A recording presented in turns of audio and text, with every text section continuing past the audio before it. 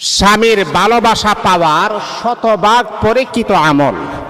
এই আমলটা যদি কোনো নারী করতে পারে, ইয়াকিন আর বিশ্বাস নিয়ে আল্লাহ পাকের উপরে পরিপূর্ণ আস্থা এবং ভরসা নিয়ে যদি কোনো নারী যদি এই আমলটা করতে পারে, অবশ্যই অবশ্যই ওই নারীটা স্বামীর পরিপূর্ণ ভালোবাসা সে পেয়ে যাবে।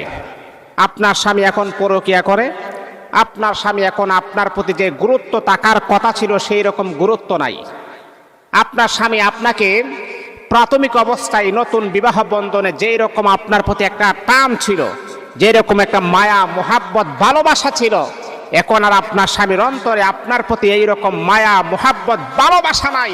তাহলে বাবা, এই আমলটা আপনি করেন, মা এই আমলটা আপনি করেন, ইনশাআল্লাহ আপনার স্বামীর পরিপূর্ণ ভালোবাসা আপনি পেয়ে যাবেন ইনশাআল্লাহ। দেখুন, আমরা কিছু হইলেই, অনেক নারী আছে, অনেক পুরুষ আছে, কিছু হইলেই কবিরাজের কাছে দৌড় মারে, আছে না এমন? আর কিছু বন্ড কবিরাজ আছে, আপনার টাকা নিয়ে সে আপনার ফোন ধরবে না, রিসিভ করবে না, কথাও বলবে না, এইরকম আছে। কিন্তু হ্যাঁ, একটা কাজ কিন্তু 1, 2, 3 বার করা যায়, এর বেশি করা যায় না। আমি আপনাদেরকে সাজেস্ট করব, প্রাথমিক অবস্থায় এই আমলটা আপনারা নিজেরাই করবেন।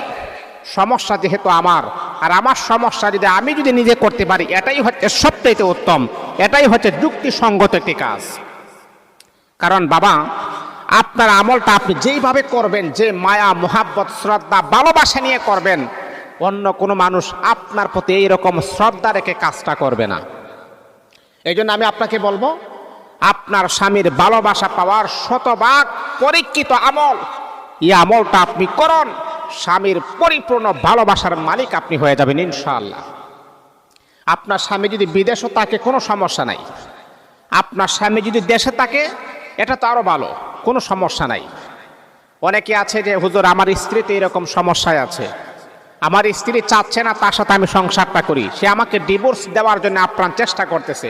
আমি বলবো, বাবা আপনার স্ত্রীর ভালোবাসা পাওয়ার শতভাগ কোরআনী আমল সেটা আপনিও করেন, ইনশাআল্লাহ আপনার স্ত্রীর পরিপূর্ণ ভালোবাসাটা আপনিও পেয়ে যাবেন ইনশাআল্লাহ।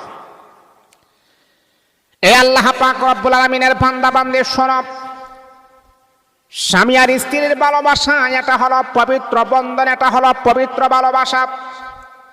স্বামী যদি তার স্ত্রীকে ভালোবাসে, এর জন্য আল্লাহ পাক রব্বুল আলামিন স্বামী আর স্ত্রী একে অপরকে যত ভালোবাসবে, যত মোহাব্বত করবে, এটার বিনিময়ে তাদের দুজনের আমল নামার ভিতরে আমার আল্লাহ নেক লিপিবদ্ধ করে দিবেন। স্ত্রী যদি তার স্বামীকে মোহাব্বত করে ভালোবাসে,